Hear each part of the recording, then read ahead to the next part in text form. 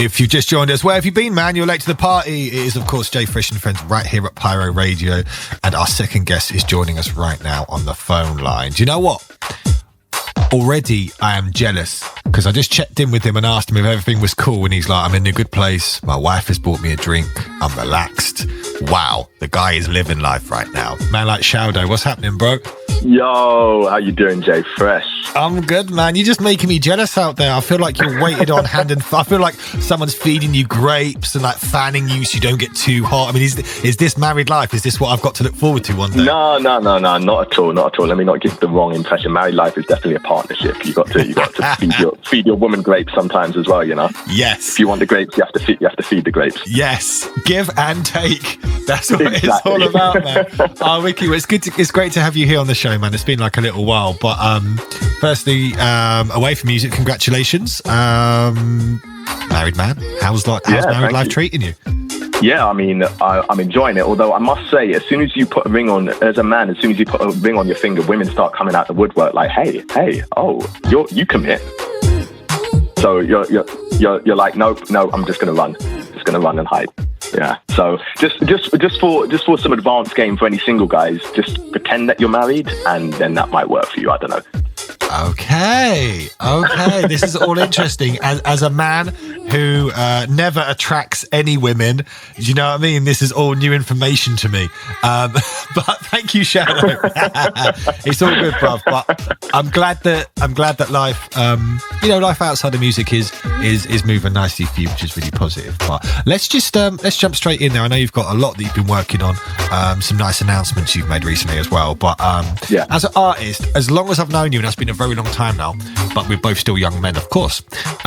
You've always been the DIY guy, the self-sufficient guy, the guy who's just gone out there and hustled and done your music and connected with fans, even before streaming and, let's say, Instagram becomes such powerful tools. So for you, how have you managed to kind of navigate being an artist, getting the results you're getting and kind of, connecting and growing your brand without having a top 10 record, without having a major label signing? How have you managed that process? Because it's impressive, bro.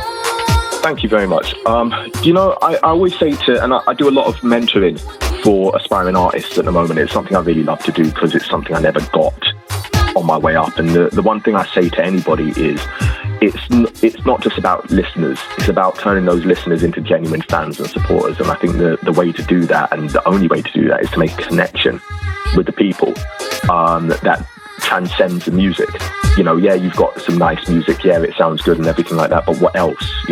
What's going on with you? How can you show your humanity through your artistry, through your music? How can you connect with these people who listen to you and treat them like human beings? Because there's a lot of artists who get really upset that they've only got 100 followers or 100 listeners, but that's 100 genuine human beings, 100 people that potentially you don't know who are into you and what you do.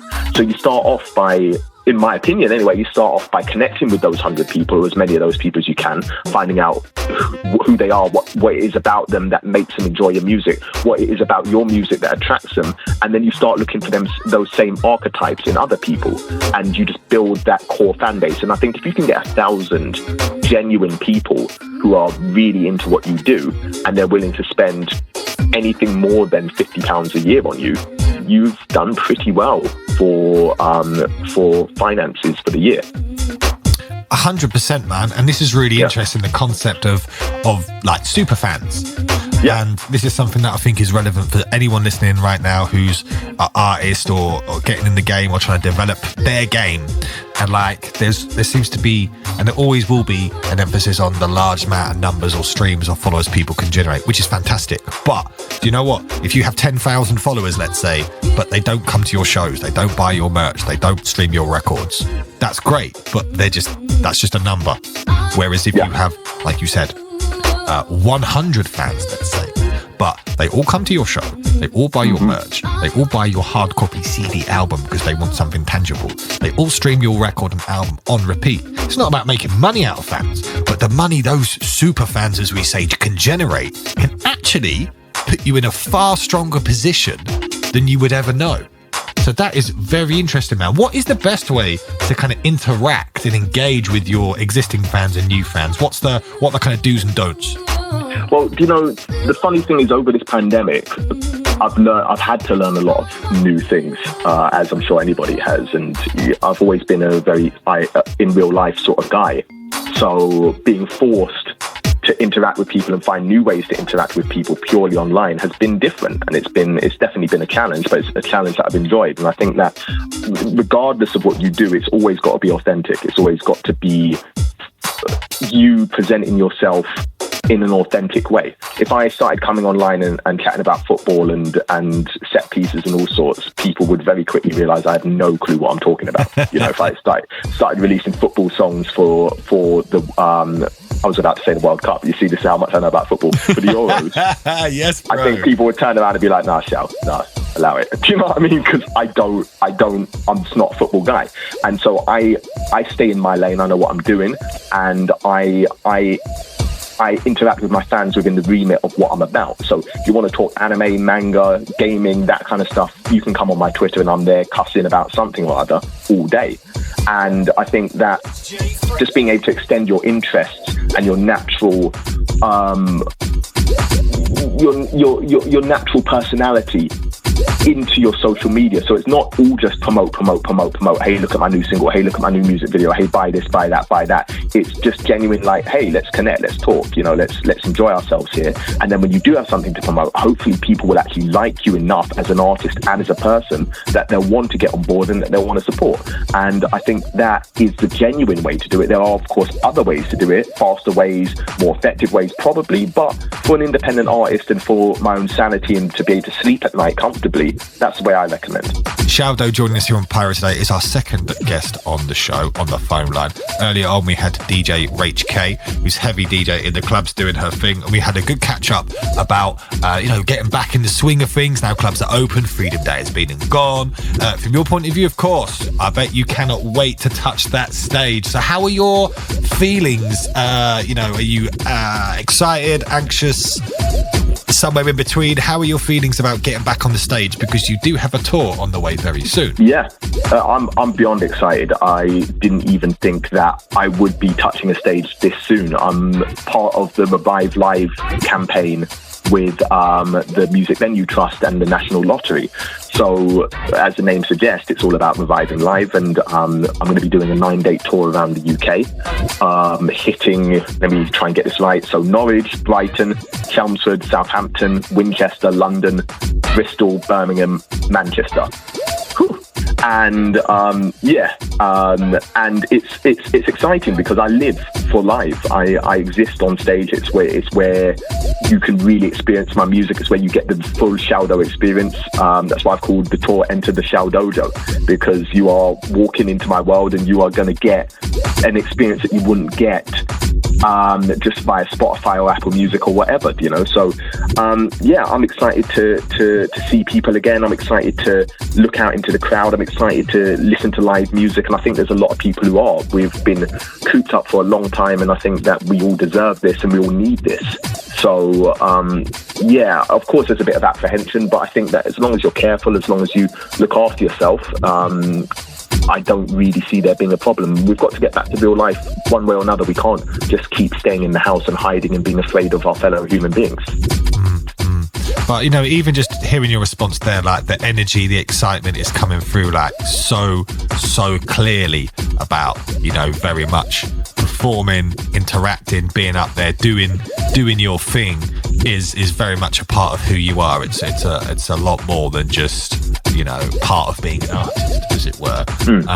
So do you feel that because we haven't had shows for so long and you haven't been able to perform, in the realist sense for so long, has that given you like an extra lease of life, an extra bit of energy, an extra appreciation for the concept of live performances and everything that comes with that?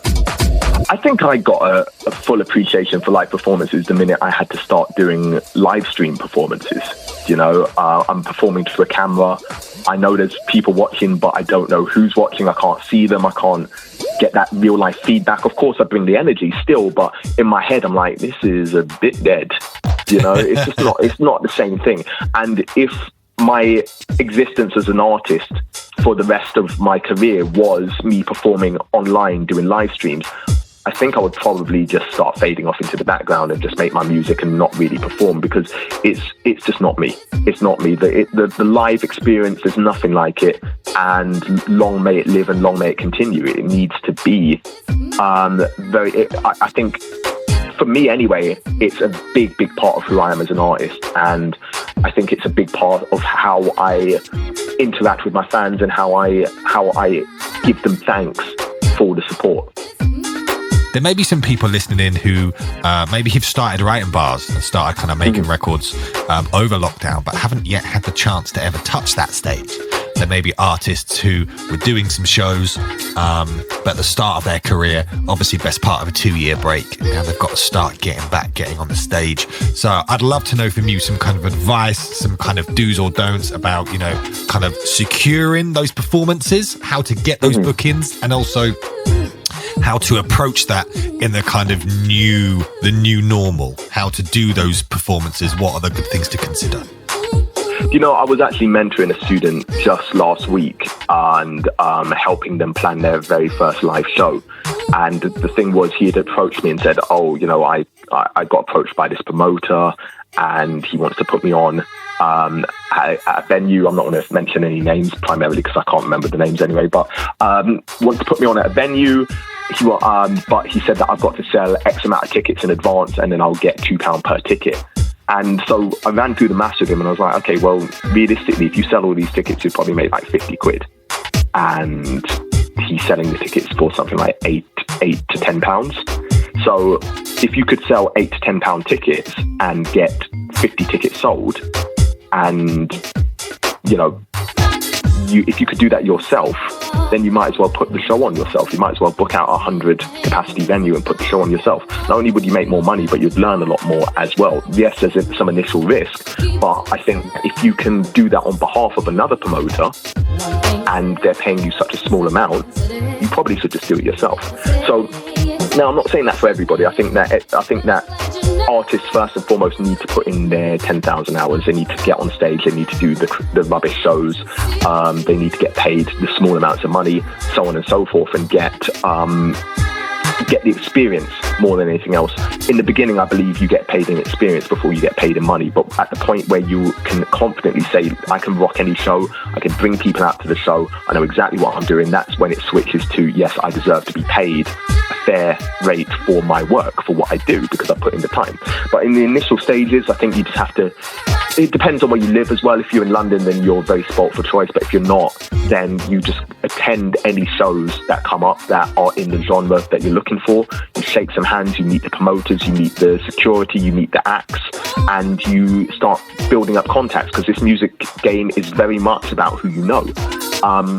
The more promoters you know, the more likely it is you can reach out and say, hey, could you put me on as a support act? Hey, can you give me a chance as an artist performing, so on and so forth. I do believe in reaching out online and everything like that, but just generally, because everybody reaches out online, you're not standing out. So the minute you're willing to put some money in the promoter's hand, attend their show, show some support, and then start talking to them about business, I think you'll probably have a better chance of succeeding.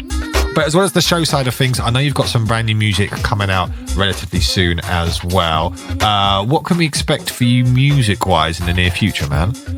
So 20th of August, I have my brand new single called Kersey coming out. It's a Jiu-Jitsu and Kaizen inspired track. The music video is going to be crazy. I've seen some of it and it incorporates my manga into the video. I'm very, very excited to see the whole of it. And yeah, it's a bit of a different one for me. It's a little bit of a hip-hop meets trap bounce. I've been on the grind wave for a little bit, decided to switch it up. And yeah, it's just a good track. Very, very good track. And with the sunshine out, I think people are really going to enjoy it. And I can't wait to perform it as part of the tour. Sick, man, and we cannot wait to hear it either. So SHAODO, thank you so much for joining us here at Pyro Radio today. Before you get off the phone line, we'd love to know how your fans can connect with you and keep up to date with those tour dates you mentioned earlier, the 9 dates, and the new music. Let the people know, how can they keep up to date with all your movements, man? So I'm at SHAODO Music on everything. I live stream on Twitch, playing games on Mondays and Tuesdays normally. And for the tour tickets, just go to diygang.co.uk/pages/tour. and you'll find it. And actually, I forgot to mention, because it's part of the National Lottery Initiative, anybody attending the tour, if you're a National Lottery player, you get a free, if you buy one ticket, you get a second one for free, so you can bring a friend along with you. It's a great opportunity. So yeah, come out to the show. Let's get live music back on